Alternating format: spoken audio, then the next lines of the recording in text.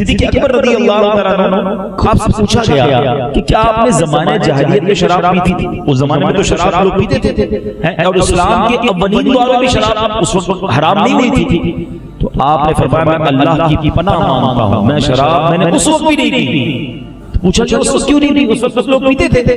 تو آپ نے فرمایا میں اپنی عزت اور غیرت کی حفاظت کے لیے شراب نہیں پیا کرتا تھا کیونکہ جو شراب پیتا ہے اس کی عزت اور غیرت دونوں ضائع ہو جاتی ہے. اللہ اکبر. جب یہ بات نبی پاک کو پتہ چلی نا کہ صدیق اکبر نے یہ کہا ہے کہ میں نے زمانہ جاہلیت میں بھی شراب نہیں پی, سنو آقا فرماتے صدیق اکبر نے سچ کہا. ان کی تصدیق نبی پاک فرماتے کبھی جبریل امین آ کے فرماتے. پھر سبب کیا ملا؟ وہ ابھی ایمان نہیں لائے تھے, زمانہ جاہلیت تھا, اس وقت شراب نہیں پی. ہم ایمان والے ہیں, ہم کیسے شراب پی سکتے ہیں؟ مگر آج مسلمان شراب پیتا ہے, آج نشہ کیا جاتا ہے. خدا اپنی آخرت کو برباد ہونے سے بچاؤ. اللہ کے حبیب علیہ السلام نے 10 قسم کے لوگوں پر لعنت فرمائی ہے. شراب پینے والا, پلانے والا, اٹھانے والا, بنانے والا, دینے والا, جو بھی شراب میں انوالو ہے نا اس پر بھی لعنت فرمائی ہے. نہ شراب پینی ہے, نہ نشہ کرنا ہے, نہ ایسے دوستوں میں بیٹھنا ہے. یہ بھی الگ مسئلہ ہے. لوگ کہتے ہیں میں پیتا نہیں ہوں, دوست پیتے ہیں میں تو بیٹھتا ہوں صرف, میں جوا تھوڑی کھیلتا ہوں, دوست کھیل رہے ہوتے ہیں میں بیٹھتا ہوں. ارے اللہ کے بندو ادھر بیٹھے جدھر رب کی لعنت برس رہی ہے.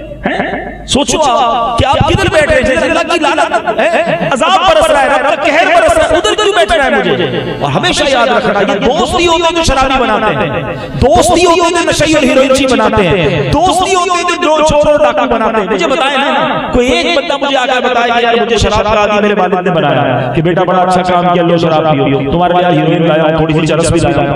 کبھی نہیں ہوتا ایسا. دوست ہی ہوتے ہیں یار تھوڑی سی پی لے یار کوئی بات نہیں, ایک کشت تو لگا لے. یہ وہی برے اور گندے دوست ہیں جو انسان کو پھر کہیں کا نہیں چھوڑتے, رب کا نافرمان بنا دیتے ہیں. خدا را اپنے اندر سے برائیوں کو نکالیے. مجھے بتایا گیا بیان سے پہلے کہ آپ کچھ شراب پر بھی بات کیجیے گا, آپ دیگر برائیوں پر بھی بات کیجیے گا. کیوں ایسا کرتے ہیں؟ ہم مسلمان ہیں, ایمان. حضرت ابوبکر صدیق ابھی نبی پاک کے اس طرح دامن میں وابستہ نہیں تھے, پھر بھی شراب نہیں پی. اور ہم تو کلمہ پڑھنے والے مسلمان, ہمیں پتہ ہے کہ کتنا برا کام ہے. میں ایک سوال کرنا چاہتا ہوں شرابی سے, اللہ نہ کرے کوئی ایسا بھائی یہاں بیٹھا ہو, آج توبہ کر لو کہ ایک بات یاد رکھنا, اللہ کی قدرت کا دستور یہ ہے کہ بندہ جس حالت میں مرتا ہے نا اسی حالت میں اللہ کی بارگاہ میں پیش کیا جائے گا قیامت کے دن. ہم کہتے ہیں نا میں سو جاؤں یا مصطفیٰ کہتے کہتے اور کھلے آنکھ صلی اللہ کہتے کہتے, جبھی تو کہتے کلمہ پڑھ کے سونا چاہیے. پتہ نہیں زندگی کی یہ آخری نیند ہو کر اٹھیں نا تو چلو اٹھیں گے تو قیامت میں کلمہ پڑھا ہوگا آخری, توبہ کر کے آیت کرسی پڑھ کے سونا چاہیے, باوضو سوئیں سبحان اللہ. لیکن اس کا مطلب یہ ہوا کہ بندہ جس حال میں مرتا ہے اسی حال میں اٹھایا جائے گا. جو شراب پی رہا ہے اور نشے کے حالت میں موت آ گئی تھی, موت تو کبھی بھی آ سکتی ہے. ایسا تو نہیں ملک الموت آئیں گے آپ کہیں نہیں بھائی میری روح قبض نہ کرو, شراب پی ہوئی ہے میں نے. ہر حرام کام کرنے والا سوچے, جوا کھیلنے والا سوچے, فلمیں ڈرامے دیکھنے والا سوچے, بدکاری کرنے والا سوچے, بے حیائی کرنے والا سوچے کہ جو تو کر رہا ہے اگر اسی عالم میں موت آ گئی اللہ کی بارگاہ میں کیا جواب دیں گے؟ شراب پیتے پیتے آیا تھا. ہماری تو تمنا یہ ہے کہ میں باوضو سجدے کے حالت میں موت اے کاش مسجد میں آیا اور وہ مسجد بھی مسجد نبوی ہوئی, مدینے کی فضائیں ہوں, سرکار کا روضہ سامنے ہو. تمنا تو یہ ہے ہماری, مگر کام کون سے؟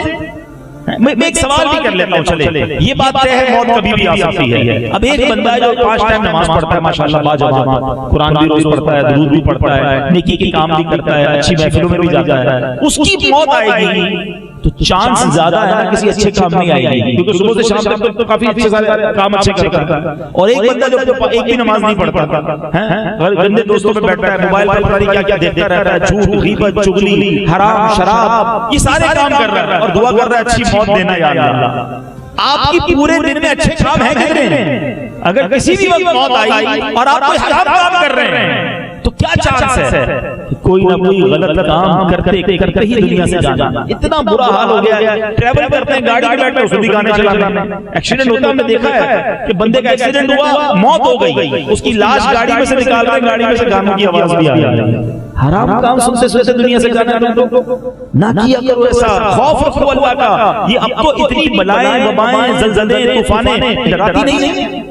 اللہ کے حبیب علیہ السلام کی سیرت پڑھو کہ جب بجلی چمکتی آپ سجدے میں چلے جاتے، جب بادل گرجتے آپ اللہ سے پناہ مانگتے، ہوائیں چلتی آپ توبہ کرتے. یہ کیا تھا؟ یہ ہمیں سکھانا تھا کہ ہماری کوئی اوقات نہیں ہے. یہ سارے عبرت کے معاملات ہیں کہ اوقات کیا ہے ہماری. ایک زلزلہ آتا ہے ہزاروں لوگ چلے جاتے ہیں دنیا سے، پتہ ہی کوئی نہیں ہمیں کب چلے جائیں. مگر اتنا غفلت ہے کہ کوئی مرنے کی نہ بات کرتا ہے نہ مرنے کی تیاری کرتا ہے، اور پھر حرام کام میں لگے ہوئے ہیں. پوائیں نیت کر لیں انشاءاللہ کہ آج کے بعد شراب کے قریب بھی نہیں جائیں گے انشاءاللہ، ایسی محفلوں میں بھی نہیں جائیں گے انشاءاللہ. سچی توبہ کر لیں. بہرحال آپ کی زندگی کے بڑے عالی شان واقعات ہیں، زندگی کی داستان ہی بڑی نرالی ہے. آپ کی بات کریں، غار ثور کی بات نہ کریں تو بات پوری نہیں ہوتی ہے. لیکن یہ واقعہ کئی بار ہم نے سنا ہے، مگر اس واقعے میں دو تین باتیں بڑی اور خوبصورت ہیں کہ آپ جب نبی پاک کے ساتھ غار ثور کی طرف جا رہے تھے نا، تو اب بڑا عجیب انداز تھا صدیق اکبر رضی اللہ عنہ کا. کبھی آپ دائیں چلتے، کبھی بائیں چلتے، کبھی آگے جاتے، کبھی پیچھے جاتے. تو نبی پاک علیہ السلام نے فرمایا کہ اے صدیق اکبر، یہ تم کیسے جا رہے ہو؟ کبھی ادھر سے جاتے ہو، کبھی ادھر سے جاتے ہو. ایک ساتھ دو بندے جا رہے ہو تو ایک نارمل طریقے سے انسان چلتا ہے. تو صدیق اکبر رضی اللہ عنہ کہتے ہیں کہ حضور جب مجھے خیال آتا ہے نا دشمن سامنے سے حملہ کرے گا تو میں آپ کے سامنے آ جاتا ہوں. جب پیچھے خیال آتا ہے کہ رائٹ سائیڈ سے اٹیک کرے گا حضور میں دائیں آ جاتا ہوں. خیال آتا ہے بائیں طرف سے میں بائیں آ جاتا ہوں، پھر پیچھے چلا جاتا ہوں. تو نبی پاک نے فرمایا کہ ابو بکر کیا تم یہ چاہتے ہو کہ دشمن حملہ کرے تو مجھے کوئی تکلیف نہ ہو؟ یا رسول اللہ واللہ میری یہ تمنا ہے کہ دشمن کہیں سے بھی حملہ کرے میرا سینہ آگے ہو، میں آگے ہوں حضور، آپ کو کوئی آنچ نہ آئے. اللہ اکبر. نبی پاک علیہ السلام نے بڑی دعاؤں سے نوازا. اور پھر صدیق اکبر جب غار ثور جو گئے ہیں مکہ پاک پر جبل نور پر غار ثور پہ چڑھے ہیں، جب تک گئے نہ تھے واللہ مجھے بھی سمجھ نہیں آئی تھی یہ بات کہ یہ کیا کمال کیا تھا صدیق اکبر رضی اللہ عنہ نے کہ نبی پاک سے عرض کی کہ حضور آپ میرے کاندھے پہ تشریف لے آئے. کانٹے تھے، اب تو تھوڑی بہت سیڑھیاں بھی بن گئی ہیں، اس زمانے میں اندھیرا بھی ہوگا، دشمن کا خوف بھی تھا کہ حضور آپ کے مبارک پیر زخمی نہ ہو جائیں، میرے کاندھے پہ تشریف لے آئے. ابو بکر صدیق رضی اللہ عنہ کی شان دیکھیں کہ نبی پاک ان کے کاندھے پہ سوار ہو گئے اور صدیق اکبر لے کر نبی پاک کو غار ثور میں جاتے ہیں. اور یہ بھی کمال ہے سیدنا صدیق اکبر رضی اللہ عنہ کا. اب بڑا طویل واقعہ ہے اور کئی بار آپ نے سنا ہے، مگر ایک اور خوبصورت بات جو نارملی بیان نہیں ہوتی یا بیان آپ نے نہیں سنی ہوگی کہ ہوا یہ کہ حضرت صدیق اکبر پہلے غار میں گئے، غار کو صاف کیا، دیکھا کہ کئی سوراخ ہیں، اپنی چادر کو پھاڑا اور وہ کپڑا جو ہے وہ ہر سوراخ میں جب ڈال دیا. اب جب نبی پاک غار میں آئے تو پیارے آقا نے کہا کہ اے ابو بکر تمہارا وہ کپڑا کدھر گیا؟ تو حضور کپڑا تو میں نے تار کر کے یہ سارے سوراخ بند کر دیے ہیں. اللہ اکبر. اللہ کے حبیب علیہ السلام نے سنو صدیق اکبر کے لیے کیا دعا کی، اللہم اجعل ابا بکر معی فی درجتی یوم القیامہ. اے اللہ قیامت کے دن ابو بکر کو جنت میں میرے ساتھ جگہ میں اور آپ دعا کرتے ہیں کہ اللہ ہمیں نبی پاک کا پڑوس نصیب فرما. سیدنا ابو بکر صدیق کی قسمت پر ہماری جان قربان. آقا دعا فرما رہے ہیں کہ اللہ جنت میں میرے ساتھ ابو بکر کو جگہ عطا فرما. اچھا دعا تو نبی پاک کی ویسے ہی مقبول ہے، مگر کمال دیکھو نبی پاک نے جیسی دعا ختم کی نا اللہ نے وحی بھیجی کہ بے شک آپ کے رب نے آپ کی دعا قبول فرما لی. کیا نصیب پائے ہیں صدیق اکبر رضی اللہ تعالیٰ عنہ نے. آپ کی سبحان اللہ کس قربانی کی بات کی جائے، غزوہ تبوک کے موقع پر اپنا سارا مال بتا دینا، غار ثور میں اپنی جان دے دینا، نبی پاک کے سفر میں بھی ساتھی، حضر میں بھی ساتھی، اور خوب نبی پاک کا ساتھ نبھایا. کیسا نبھایا کہ آج بھی روضہ رسول میں نبی پاک کے ساتھ ہیں.